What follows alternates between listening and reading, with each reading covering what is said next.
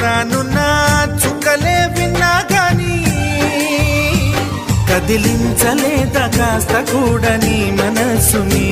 పరదాలు దాటి ఒక్కసారి పలకరించవేమి అందరినీ ఇలా వెంటపడి అడగాల సరదాగా నువ్వే ఎదురైతే సరిపోదా నిద్రపోతున్న రాత్రి నడిగా